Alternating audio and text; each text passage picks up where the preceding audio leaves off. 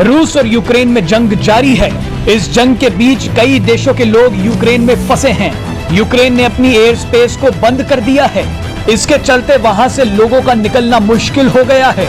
अब इसी बीच भारत ने कुछ ऐसा किया है जो शायद दुनिया के किसी देश ने नहीं किया। भारत ने संयुक्त राष्ट्र सुरक्षा परिषद की बैठक में अपने पड़ोसी देशों के नागरिकों को भी निकालने का प्रस्ताव दिया है। आपको बता दें कि भारत ने समय रहते हुए अपने कई छात्रों को यूक्रेन से सुरक्षित निकाल लिया और अभी भी बचे हुए लोगों को निकालने के लिए भारत लगातार अभियान चला रहा है।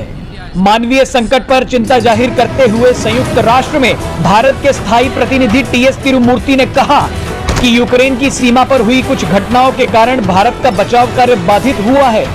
टीएस तिरुमूर्ति ने यह भी कहा कि भारत यूक्रेन में फंसे नागरिकों को निकालने के लिए विकासशील देशों और अपने पड़ोसी देशों की भी मदद करने के लिए तैयार है।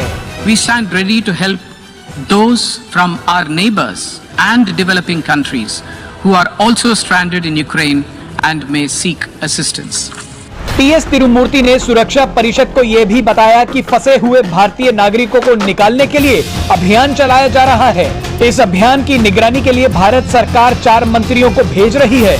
उन्होंने आगे कहा कि भारत इस बात से बेहद चिंतित है कि यूक्रेन की स्थिति लगातार बिगड़ती जा रही है। टीएस तिरुमूर्ति ने कहा कि हम हिंसा को तत्काल बंद करने और दुश्मनी को खत्म करने के अपने आह्वान को दोहराते हैं।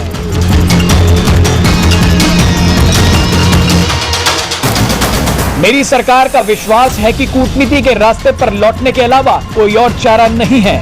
हम एक बार फिर दोहराते हैं कि सभी मतभेदों को सिर्फ ईमानदार और निरंतर बातचीत के जरिए ही दूर किया जा सकता है।